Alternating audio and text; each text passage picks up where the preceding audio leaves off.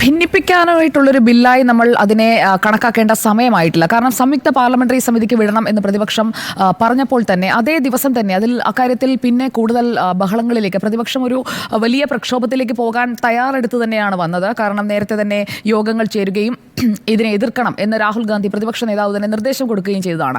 അങ്ങനെയുള്ള പ്രതിഷേധത്തിലേക്ക് അല്ലെങ്കിൽ ഒരു നീണ്ട ചർച്ചയിലേക്ക് ബഹളത്തിലേക്ക് ഒക്കെ പോകുന്നതിന് മുൻപ് തന്നെ JPC സംയുക്ത പാർലമെന്ററി സമിതി എന്ന ആവശ്യം അംഗീകരിക്കുകയായിരുന്നു. സഭയിൽ അവതരിപ്പിച്ച ബിൽ ഇപ്പോൾ സംയുക്ത പാർലമെന്ററി സമിതിയുടെ പരിഗണനയിലേക്ക് വരികയാണ്. അതിൽ ഭരണഘടനാപരമായ വിഷയങ്ങൾ ഉന്നയിച്ചിട്ടുണ്ട്. അതടക്കം പരിശോധിക്കുന്നതിനാണ് JPC. പ്രതിപക്ഷം എന്താണോ ഡിമാൻഡ് ചെയ്തത് അത് അംഗീകരിച്ചിരിക്കുകയാണ്. ഇനി അതിൽ പരിഹാരം ഉണ്ടാകാതെ വരികയും നേരത്തെ കൊണ്ടുവന്ന, അതായത് ഇന്ന് ടേബിൾ ചെയ്ത ബിൽ അതേപടി തന്നെ മുന്നോട്ട് കൊണ്ടുപോകാനുമാണ് സർക്കാർ ശ്രമിക്കുന്നതെങ്കിൽ ഈ ചോദ്യത്തിന് നമുക്ക് ഭിന്നിപ്പിക്കാനാണോ എന്ന ചോദ്യത്തിനെങ്കിലും നമുക്ക് തർക്കിക്കാവുന്നതാണ്. പക്ഷേ ഈ ഘട്ടത്തിൽ ഭിന്നിപ്പിക്കാനായിട്ടുള്ള ഒരു നീക്കമായി ഞാനിതിനെ കാണുന്നില്ല. ഇനി ഈ വഖഫ് ബോർഡിൽ വിവിധ മതസ്ഥരെ അംഗങ്ങളാക്കണം, അല്ലെങ്കിൽ എല്ലാ മതങ്ങളിലും പെട്ട ആളുകൾ വന്ന് അംഗമാകണം, അങ്ങനെയൊരു ക്ലോസ് ഒന്നും ഇതിലില്ല. അതൊക്കെ തെറ്റിദ്ധരിപ്പിക്കുന്നതിന് വേണ്ടിയാണ് ഇന്ത്യ മുന്നണി പറഞ്ഞുകൊണ്ടിരിക്കുന്നത്. അതിൽ ഇന്ന് ന്യൂനപക്ഷ വകുപ്പ് മന്ത്രി കിരൺ റിജിജു കൃത്യമായി അതിന് മറുപടിയും കൊടുത്തിട്ടുണ്ട്. അതായത് വിവിധ മതസ്ഥരെ അംഗങ്ങളാക്കണം എന്ന് ഈ ബില്ലിൽ അങ്ങനെ വ്യവസ്ഥ ചെയ്തിട്ടില്ല. MP കുറിച്ച് പറയുന്ന ഭാഗം ഇങ്ങനെയാണ്: ഒരു MP യും വേണം, പക്ഷേ ആ MP യെ നോമിനേറ്റ് ചെയ്യുമ്പോൾ ആ MP ഹിന്ദുവോ അല്ലെങ്കിൽ ക്രിസ്ത്യനോ ആയിക്കഴിഞ്ഞാൽ ആയതുകൊണ്ട് MP ആയതുകൊണ്ട് അയാൾ മതം മാറ്റണോ? ആ ചോദ്യമാണ് കിരൺ റിജിജു ചോദിച്ചത്. ഇതിൽ രാഷ്ട്രീയ ലക്ഷ്യത്തോടു കൂടിയുള്ള ഒരു എതിർപ്പ് അവിടെ ഉണ്ട് എന്നുള്ളത് വ്യക്തമാണ്. കാരണം ആരുടെ വോട്ട് ബാങ്കാണ് മുസ്ലിംസ്, അല്ലെങ്കിൽ മുസ്ലിം വോട്ടുകൾ ഏത് പാർട്ടിക്കാണ് അല്ലെങ്കിൽ ഏത് മുന്നണിക്കാണ് ഈ കഴിഞ്ഞ തെരഞ്ഞെടുപ്പിൽ കിട്ടിയത്, ആരാണ് തുണച്ചത്, ആർക്കൊപ്പമാണ് നിന്നത്? അതുകൊണ്ട് അത് നിലനിർത്തുന്നതിന് വേണ്ടിയിട്ടുള്ള കൃത്യമായ ഒരു നീക്കം, ഒരു രാഷ്ട്രീയ നീക്കം ഉണ്ടാകുന്നതിൽ നമ്മൾ തെറ്റ് കാണേണ്ടതില്ല. അത് തന്നെയാണ് ഇന്ത്യ മുന്നണിയുടെ ഭാഗത്ത് നിന്ന്, പ്രത്യേകിച്ച് സമാജ്വാദി പാർട്ടി ആയാലും തൃണമൂൽ കോൺഗ്രസ് ആയാലും ചെയ്തത് അത് തന്നെയാണ്. അതിനപ്പുറം രാഷ്ട്രീയ ലക്ഷ്യത്തിനപ്പുറം അതിനകത്ത് ഒന്നുമില്ല. ഇതിലെ കീ ഇഷ്യൂസ് എന്താണ്? ഇതിൽ എങ്ങനെയാണ് allowing land to be dedicated as waqf based on usage poses risk of misuse and unauthorised claims on public land. പൊതുഭൂമി അതൊരു പ്രധാനപ്പെട്ട വിഷയമാണ്. ഏതാണ് വഖഫ് ഭൂമി എന്നറിയുന്നതിന് ഒരു ജില്ലാ കളക്ടറെ ചുമതലപ്പെടുത്തി കഴിഞ്ഞാൽ അത് വലിയ തെറ്റായി മാറുന്നത് എങ്ങനെയാണ്? നമ്മുടെ നാട്ടിലുള്ള ഭൂമിയുടെ, അല്ലെങ്കിൽ ഓരോ പ്രദേശങ്ങളിലും ഭൂമി തർക്കങ്ങൾ വരുമ്പോൾ എങ്ങനെയാണ് അതിൻ്റെ കൃത്യമായ രേഖകൾ പരിശോധിച്ചുകൊണ്ടാണ്, അല്ലാതെ വാക്കാൽ പറഞ്ഞുകൊണ്ട് ഡോക്ടർ അരുൺ സ്മൃതി പരുത്തിക്കാടിനോ സുജയ പാർവതിക്കോ ഇത് വഖഫ് ഞാൻ തന്നിരിക്കുന്നു എന്ന് പറഞ്ഞ് അങ്ങനെ എടുക്കുകയല്ല. വാക്കാലല്ല തരേണ്ടത്. രേഖകളുള്ള ഒരു രാജ്യത്താണ് നമ്മൾ ജീവിക്കുന്നത്, രജിസ്ട്രേഷൻ ഉള്ള ഒരു രാജ്യത്താണ് നമ്മൾ ജീവിക്കുന്നത്. കൃത്യമായ രജിസ്ട്രേഷൻ പ്രോസസ്സിലൂടെ പോകണം. എന്തിനാണോ ആ ലാൻഡ് മാർക്ക് ചെയ്തിരിക്കുന്നത് ആ കാര്യങ്ങൾക്ക് വേണ്ടി തന്നെ ആയിരിക്കണം. അല്ലാതെ വഖഫ് ഭൂമി ഏതാണ്, വഖഫ് ഭൂമി അല്ലാത്തത് ഏതാണ്, ഏതെങ്കിലും ഒരു ഭൂമി ഞാൻ വഖഫ് കൊടുത്തതാണ് എന്ന് ഒരാൾ പറഞ്ഞു കഴിഞ്ഞാൽ ആ വാക്കിൻ്റെ പേരിൽ അത് വഖഫായി മാറുന്ന രീതി എന്ന് പറയുന്നത് അത് പണ്ട് കാലത്ത് കൊണ്ടുവന്ന ഒരു നിയമമാണ് അല്ലെങ്കിൽ ബില്ലാണ് എന്നുണ്ടെങ്കിൽ അതിൽ കാലാകാലങ്ങളിൽ ഭേദഗതികൾ വരും. അന്നത്തെ അതേ നാണയം, അന്നത്തെ അതേ രൂപ നോട്ടുകളൊന്നും കൊണ്ടല്ലല്ലോ. നമ്മളിന്ന് ഡിജിറ്റൽ പേയ്മെൻറ്റിൻ്റെ കാലത്താണ് ജീവിക്കുന്നത് എന്ന് നമ്മൾ ഓർക്കണം. ഇപ്പോൾ KC വേണുഗോപാൽ പറഞ്ഞ വളരെ പ്രധാനപ്പെട്ട ഒരു കാര്യം, വഖഫ് ബോർഡിൽ മുസ്ലിങ്ങളല്ലാത്തവരെ ഉൾപ്പെടുത്തണമെന്ന് പറയുന്നവർ ദേവസ്വം ബോർഡിൽ മുസ്ലിങ്ങളെ ഉൾപ്പെടുത്താറുണ്ടോ? ഇവിടെ പള്ളി കമ്മിറ്റിയിലൊന്നുമല്ലല്ലോ. വഖഫ് ബോർഡ് എന്ന് പറയുന്നത് പള്ളിയുടെ പരിപാലനം, അല്ലെങ്കിൽ പള്ളിയിലെ ആരാധനാക്രമങ്ങൾ അതൊക്കെ ചെയ്യുന്ന ഒരു സംവിധാനമാണ് എന്നാണോ KC വേണുഗോപാൽ മനസ്സിലാക്കിയിരിക്കുന്നതെന്ന് എനിക്കറിയില്ല. കോൺഗ്രസ് അധികാരത്തിലിരുന്നപ്പോഴാണ് ക്ഷേത്രങ്ങളെയെല്ലാം ഈ അഡ്മിനിസ്ട്രേറ്റീവ് കൺട്രോളിലേക്ക് കൊണ്ടുവന്നത്. ആ അഡ്മിനിസ്ട്രേറ്റീവ് കൺട്രോളിലേക്ക് കൊണ്ടുവന്ന ക്ഷേത്രങ്ങളുമായി വഖഫിനെ താരതമ്യം ചെയ്യുന്നതിൻ്റെ ലക്ഷ്യം എന്ന് പറയുന്നത് രാഷ്ട്രീയം മാത്രമാണ്. ഇതിൽ ഹിന്ദു മുസ്ലിം ഐക്യം തകർക്കാനായിട്ടുള്ള ഒരു കാര്യവും ഇതിനകത്തില്ല. ഇതിലെവിടെയാണ് ഹിന്ദു മുസ്ലിം ഐക്യം തകർക്കുന്നത്? ഹിന്ദുക്കൾ വഖഫ് ഭൂമി പിടിച്ചെടുക്കാൻ പോവുകയാണോ? അല്ലെങ്കിൽ മുസ്ലിങ്ങളെ മുഴുവനായി വഖഫ് ബോർഡിൻ്റെ പരിപാലനത്തിൽ നിന്ന് എടുത്തു മാറ്റിക്കൊണ്ട് ഹിന്ദുക്കളായ ആളുകളെ മാത്രം നോമിനേറ്റ് ചെയ്തുകൊണ്ട് അങ്ങനെ ഒരു പിടിച്ചടക്കൽ നടത്താൻ പോകുന്നു? അതൊരു പ്രതീതി സൃഷ്ടിക്കലാണ്. അത് വോട്ട് ബാങ്ക് ലക്ഷ്യമിട്ടുകൊണ്ടുള്ള ഒരു മതത്തിൻ്റെ ഭരണ സംവിധാനത്തിൽ ഇടപെടാൻ ശ്രമിക്കുന്നു എന്നൊക്കെയുള്ള ഒരു പ്രതീതി സൃഷ്ടിക്കലാണ്. അതിനോട് ഒട്ടും തന്നെ യോജിക്കാൻ കഴിയില്ല. ഇനി ഹൈദരാബാദിൽ ഉണ്ടായ ഒരു ഡിസ്പ്യൂട്ട്, അത് കേസായി തന്നെ വന്നതാണ്. ഹൈദരാബാദിൽ വഖഫ് ബോർഡ് 5 സ്റ്റാർ ഹോട്ടലായ മാരിയറ്റിന് മേലാണ് ക്ലെയിം വെച്ചത്. അതിൽ തെലങ്കാന ഹൈക്കോടതിയാണ് അതിൽ കൃത്യമായ ഉത്തരവിട്ടത്. വഖഫ് ബോർഡ് പറഞ്ഞത് തെറ്റാണ്, ആ ക്ലെയിം നിലനിൽക്കില്ല എന്ന് ഉത്തരവിട്ടത് തെലങ്കാന ഹൈക്കോടതിയാണ്. അങ്ങനെ കോടതി കയറിയ ഒരുപാട് വ്യവഹാരങ്ങളുണ്ട്. അതുപോലെ തന്നെ മറ്റ് സർക്കാർ സംവിധാനങ്ങളുടെ മുന്നിൽ വന്ന വ്യവഹാരങ്ങളുണ്ട്. അതുകൊണ്ട് ഇതിനൊക്കെ ഒരു വ്യവസ്ഥ വേണമെന്ന് തീരുമാനിക്കുമ്പോൾ അതിനെ കണ്ണടച്ച് തീർക്കുന്നത് ശരിയല്ല എന്നുള്ളതാണ് എൻ്റെ അഭിപ്രായം. ഇതിലെന്തായാലും സെക്യുലറിസം എന്ന് പറഞ്ഞുകൊണ്ട് ഈ ഒരു വോട്ട് ബാങ്ക് അപ്പീസ്മെൻറ്റിന് വേണ്ടി ബഹളം വെച്ചതുകൊണ്ട് കാര്യമില്ല. JPCയിൽ കൃത്യമായ കാര്യങ്ങൾ ബോധ്യപ്പെടുത്താൻ കഴിയണം. ഈ പറഞ്ഞ രീതിയിലുള്ള പ്രശ്നങ്ങൾ ഉണ്ട് എന്നുണ്ടെങ്കിൽ അത് ബോധ്യപ്പെടുത്താൻ കഴിയണം. ഞാൻ ഇക്കാര്യത്തിൽ എടുക്കുന്ന ടേക്ക്, ഇതിൽ ആരും ആരുടെയും ഭൂമിയോ ആരുടെയും ആരാധനാ സ്വാതന്ത്ര്യത്തിലോ ഒന്നും കടന്നു കയറാൻ ശ്രമിക്കേണ്ട സാഹചര്യമില്ല. എല്ലാവർക്കും എല്ലാവരുമായി ജീവിക്കാനായിട്ടുള്ള സംവിധാനമുള്ള ഒരു രാജ്യത്ത് തന്നെയാണ് നമ്മൾ താമസിക്കുന്നത്. പക്ഷേ ഇതിൽ ഒരു ട്രാൻസ്പെറൻസി വേണം. രണ്ടാമത്തെ കാര്യം, ഇതിലൊരു അക്കൗണ്ടബിലിറ്റി വേണം. മൂന്നാമത്തെ കാര്യം, ഈ മുസ്ലിം വിമൻ്റെ റെപ്രസെൻറ്റേഷൻ, അതൊരു ഫെയർ റെപ്രസെൻറ്റേഷൻ ഉണ്ടാകണം. അത് എവിടെയൊക്കെയാണ് നമ്മൾ കാണാത്തത്? തെരഞ്ഞെടുപ്പിൽ അവർ മത്സരിച്ച് കഴിഞ്ഞാൽ, കേരളത്തിൽ തന്നെ നോക്കൂ, കേരളത്തിൽ മത്സരിപ്പിച്ച് കഴിഞ്ഞിട്ടുണ്ടെങ്കിൽ ഫ്ലെക്സിൽ വെക്കാൻ അനുവദിക്കില്ല.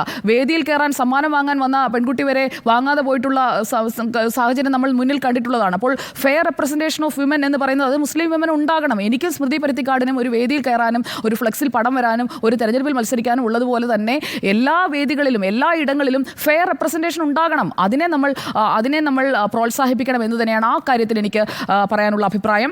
ഇനി ഈ 2 മുസ്ലിം ഇതര വിഭാഗക്കാരെയും 2 വനിതകളെയും ഉറപ്പാക്കണമെന്നുള്ള നിർദ്ദേശമാണ് ഏറ്റവും പ്രധാനമെന്ന് പറഞ്ഞുകൊണ്ട് അതിലേക്ക് മാത്രം സീറോ ഇൻ ചെയ്യുകയാണ്. ഇക്കാര്യത്തിൽ കർണാടക വഖഫ് ബോർഡിന്റെ കാര്യത്തിൽ മന്ത്രി പറഞ്ഞ കാര്യമൊക്കെ പരിശോധിക്കപ്പെടേണ്ടത് തന്നെയാണ്. കാരണം 1-2 അല്ല, 29,000 ഏക്കർ ഭൂമിയാണ് വാണിജ്യ ആവശ്യത്തിനായി നൽകി സ്വത്തുവകകൾ ചിലർ ധൂർത്തടിക്കുകയാണ്. അങ്ങനെയുള്ള ധൂർത്തുണ്ടാകുന്നുണ്ടെങ്കിൽ അതിലൊരു ട്രാൻസ്പെറൻസി വേണ്ടേ? നമ്മുടെ രാജ്യത്ത് എന്താണ് നടക്കുന്നത് എന്നുള്ളത് പുറത്തേക്ക് വരണ്ടേ? അല്ലാതെ ചിലർക്ക് എന്തുമാകാം എന്ന് പറഞ്ഞുകൊണ്ട് അപ്പീസ്മെന്റിന്റെ പേരിൽ അവരെ തുടരുത്, അവരെ പറ്റി മിണ്ടരുത് എന്ന് പറയുന്നത് ശരിയാണ് എന്ന് എനിക്ക് തോന്നുന്നില്ല. അതുപോലെ തന്നെ ഇക്കാര്യത്തിൽ ഇപ്പോൾ ട്രൈബ്യൂണലുണ്ട്, വഖഫ് ബോർഡിന്റെ ട്രൈബ്യൂണലുണ്ട്. അതിൽ പരാതികൾ വന്നു കഴിഞ്ഞാൽ തീർപ്പാക്കുന്നതൊക്കെ ഇങ്ങനെ അനിശ്ചിതമായി നീണ്ടുപോവുകയാണ്. ഈ പുതിയ ഭേദഗതി അനുസരിച്ചുകൊണ്ട് 6 മാസത്തിനകം കേസുകൾ തീർക്കാനുള്ള സംവിധാനമുണ്ട്. പെട്ടെന്ന് ഫാസ്റ്റ് ട്രാക്കിംഗ്, അതിപ്പോൾ നമ്മൾ കോടതികളുടെ കാര്യത്തിലായാൽ പോലും ഫാസ്റ്റ് ട്രാക്കിംഗ് നടപ്പാക്കിക്കൊണ്ടിരിക്കുമ്പോൾ ഇതിലും അങ്ങനെ ഒരു മാറ്റം, അത് കാലാനുസൃതമായ മാറ്റമാണ്, അത് ആവശ്യമാണ്. ഇനി തിരുച്ചിറപ്പള്ളിയിലെ ക്ഷേത്രഭൂമിയെക്കുറിച്ചാണ് മന്ത്രി സൂചിപ്പിച്ചത്. തിരുച്ചിറപ്പള്ളിയിലെ ക്ഷേത്രഭൂമി പോലും വഖഫിന് കീഴിലാണ് എന്നാണ് മന്ത്രി പറഞ്ഞിരിക്കുന്നത്. അക്കാര്യത്തിൽ എന്താണ് അങ്ങനെ സംഭവിച്ചത്, എന്താണ് അവിടെ സംഭവിച്ചത് എന്നുള്ളതൊക്കെ വിശദീകരിക്കേണ്ടത് ബന്ധപ്പെട്ട ആളുകൾ തന്നെയാണ്. ഇതിലിപ്പോൾ ഈ ഭേദഗതി ബില്ല് കൊണ്ടുവന്നിരിക്കുന്നത് സച്ചാർ കമ്മിറ്റി റിപ്പോർട്ടിന്റെ അടിസ്ഥാനത്തിലാണ്. സച്ചാർ കമ്മിറ്റി റിപ്പോർട്ടാണ് ആധാരമാക്കിയിരിക്കുന്നത്.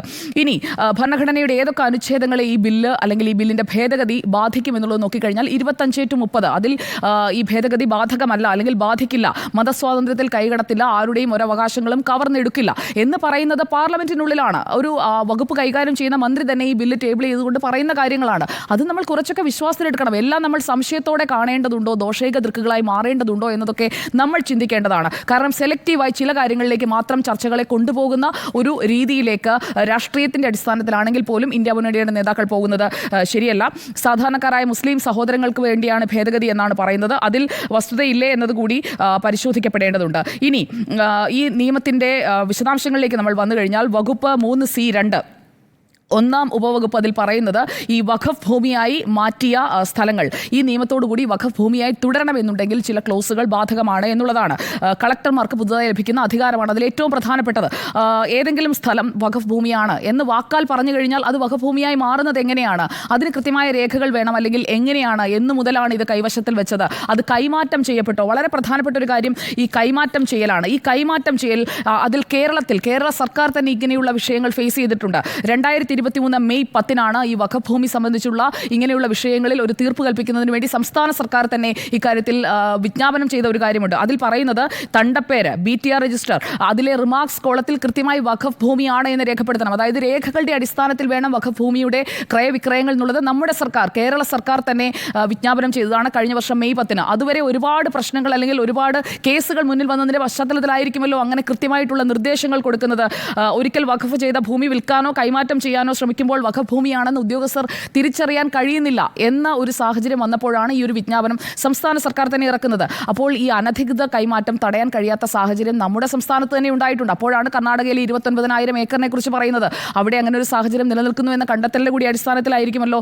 പിന്നെ രാജ്യത്താകമാനം കിട്ടിയിരിക്കുന്നത് 194 പരാതികളാണ് കഴിഞ്ഞ വർഷം മാത്രം. 2023 കേസാണ്. ഇനി ദേവസ്വം ബോർഡിനെ കുറിച്ച് പറഞ്ഞു. അതായത് വഖഫ് ബോർഡ് ആരാധനാലയമല്ല, ആരാധനാലയത്തിന്റെ അല്ലെങ്കിൽ ആരാധനാലയങ്ങൾ ഉൾപ്പെടുന്ന ദേവസ്വം ബോർഡുമായി താരതമ്യത്തിന് തന്നെ പ്രസക്തിയില്ല. അത് KC വേണുഗോപാലിന് അറിയാത്ത കാര്യമല്ല. പക്ഷേ അദ്ദേഹം വാദത്തിന് വേണ്ടി പറഞ്ഞത് ആയിരിക്കാം ഗുരുവായൂരുമായും ഒക്കെയുള്ള താരതമ്യം എന്നാണ് ഞാൻ കരുതുന്നത്. അയോധ്യ ക്ഷേത്ര ഭരണസമിതിയെക്കുറിച്ച് മാഡം ഇവിടെ സൂചിപ്പിച്ചു. അയോധ്യ ക്ഷേത്രത്തിലെ ഭരണസമിതി പോലെയാണോ വഖഫ് ബോർഡ്? രണ്ടും രണ്ടാണ്. അയോധ്യ ക്ഷേത്രത്തിന്റെ ഭരണസമിതി അയോധ്യ ക്ഷേത്രത്തിന്റെ ആരാധനയും അതുപോലെ തന്നെ അവിടെയുള്ള പൂജാ കാര്യങ്ങളുടെയും അതോടൊപ്പം ആ ക്ഷേത്രത്തിന്റെ പരിപാലനവുമാണ്. അല്ലാതെ സ്വത്തുക്കളുടെ പരിപാലനമല്ല അത് ചെയ്യുന്നത്. അയോധ്യ ക്ഷേത്ര ഭരണസമിതി അല്ല. സ്വത്തുക്കളുടെ പരിപാലനം എന്ന് പറയുന്നത് കൃത്യമായി ട്രസ്റ്റിനെയാണ് ഏൽപ്പിച്ചിരിക്കുന്നത്. ആ ട്രസ്റ്റാണ് ചെയ്യുന്നത്, അല്ലാതെ ക്ഷേത്രത്തിന്റെ ഭരണസമിതിയല്ല. ഇനി സ്വത്തുക്കളുടെ ക്രയവിക്രയം നടക്കുന്ന ഒരു സാഹചര്യം അവിടെയുണ്ടോ? വഖഫിൽ കൈമാറ്റം നടക്കുന്നതിനെ, അനധികൃതമായ കൈമാറ്റത്തെ, വഖഫാണ് എന്ന് വാക്കാൽ പറഞ്ഞുകൊണ്ടുള്ള സാഹചര്യത്തെ, അതിനെയൊക്കെയാണ് ഈ ഭേദഗതിയിലൂടെ എതിർക്കുന്നത്. ഇവിടെ ആരാണ് ഈ സ്വത്ത് സർവേയെ പേടിക്കുന്നത്? സ്വത്തുക്കൾ സർവേ ചെയ്യപ്പെടുമ്പോൾ അതായത് വഖഫാണ്, കൊടുത്ത ആളുകളുമുണ്ട്, അത് എങ്ങനെയാണ് കിട്ടിയതെന്നും ഒരു വ്യക്തതയുണ്ടെങ്കിൽ പിന്നെ സർവേയെ പേടിക്കുന്നത് എന്തിനാണ്? ഒളിച്ചു വെക്കാനുള്ളവർക്കാണ് പേടി. ആ ഒളിച്ചു വെക്കുന്നവരാണ് അതിൽ ഭയക്കേണ്ടത്. കളക്ടർ ഒരു റിപ്പോർട്ട് നൽകിയാൽ മാത്രമേ ഒരു വഖഫ് ഭൂമിയുടെ ആധികാരികത ഉറപ്പാക്കപ്പെടുകയുള്ളൂ. ആ ഒരു ക്ലോസിനെ എന്തിനാണ് ഭയക്കുന്നത്? ഇപ്പോൾ ഡോക്ടർ അരുൺ പറഞ്ഞു, വഖഫ് ചെയ്തിട്ടുണ്ടെങ്കിൽ ആ വഖഫ് ചെയ്തയാൾ പൂർണ്ണ ബോധ്യത്തോടെയാണ്, അള്ളാഹുവിനാണ് നൽകുന്നത്, ഞാൻ കൊടുക്കുന്നത് പൂർണ്ണ മനസ്സോടെയാണ്, ഞാൻ ആരാധിക്കുന്ന ദൈവത്തിനാണ് കൊടുക്കുന്നത്, പിന്നീട് അതിന്മേൽ ഞാൻ അവകാശം ഉന്നയിക്കാൻ ഒരിക്കലും പോകില്ല.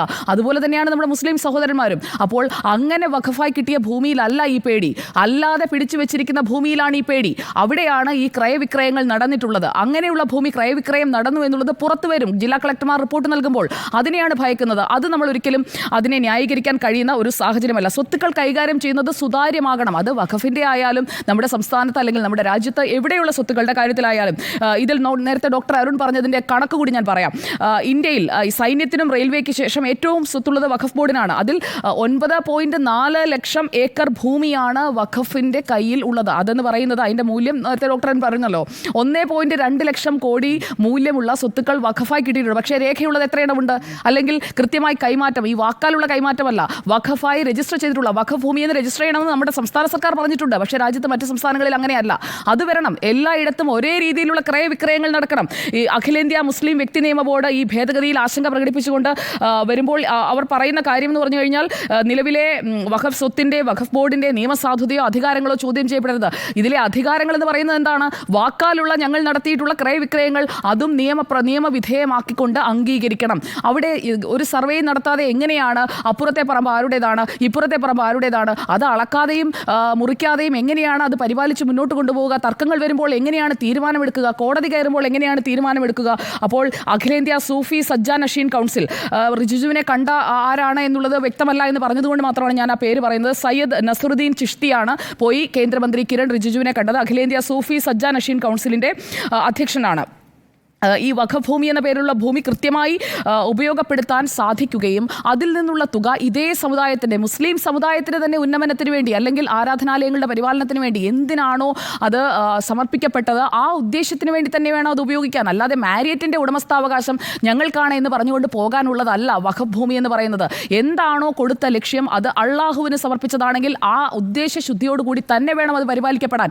അതിനുവേണ്ടിയാണ് അതിനെ ഉപയോഗിക്കേണ്ടത് എന്നുള്ളതാണ് ഇക്കാര്യത്തിൽ എൻ്റെ ടേക്ക്. ഇനി ദേവസ്വം ബോർഡുകൾ ഗുരുവായൂർ, തിരുവിതാംകൂർ, മലബാർ, കൊച്ചി, കൂടൽമാണിക്യം ഈ 5 കേരളത്തിലെ ദേവസ്വം ബോർഡുകൾക്കും കൂടിയുള്ളത് 3000-ൽ പരം ക്ഷേത്രങ്ങളാണ്. പ്രതിവർഷം 1000 കോടിയോളം ആസ്തിയുണ്ട്. അതിലെ കൃത്യമായ കണക്കുകൾ സംസ്ഥാന സർക്കാരിന് മുന്നിലുണ്ട്, അല്ലെങ്കിൽ സംവിധാനങ്ങളുടെ മുന്നിലുണ്ട്. പക്ഷേ വഖഫ് ഭൂമിയുടെ കാര്യത്തിൽ അതില്ല. കൃത്യമായിട്ടുള്ള സുതാര്യമായാൽ മതിയെന്നേ, ട്രാൻസ്പെറൻസി മതി.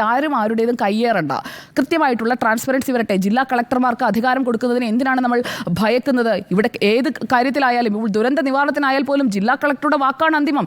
ജില്ലാ കളക്ടറാണ്. ഷിരൂരിൽ തെരച്ചിലിന്റെ കാര്യത്തിൽ തീരുമാനമെടുക്കുന്നത് ജില്ലാ ഭരണകൂടം എടുക്കട്ടെ എന്നല്ലേ പറയുന്നത്? അത് ഉത്തര കന്നഡ ജില്ലാ ഭരണകൂടമാണ് എടുക്കുന്നത്. അതായത് കൃത്യമായി ഒരു തട്ടുകളായി തിരിച്ചുകൊണ്ടുള്ള ഭരണ സംവിധാനമുള്ള ഒരു നാട്ടിൽ അങ്ങനെയുള്ള സംവിധാനത്തെ ഏൽപ്പിക്കുമ്പോൾ അത് പറ്റില്ല, ഞങ്ങളുടെ കാര്യത്തിൽ തൊടാൻ പറ്റില്ല എന്ന് പറയുന്നതിനോട് യോജിക്കാൻ കഴിയില്ല. ഒരു രാജ്യമെന്ന് പറയുമ്പോൾ അതിൽ ഒരു നിയമമാണ്, എല്ലാവർക്കും ഒരേ നിയമമാണ്. അതിൽ അയോധ്യ ക്ഷേത്രവുമായി വഖഫ് ബോർഡിനെ താരതമ്യം ചെയ്തിട്ട് ഒരു കാര്യവുമില്ല.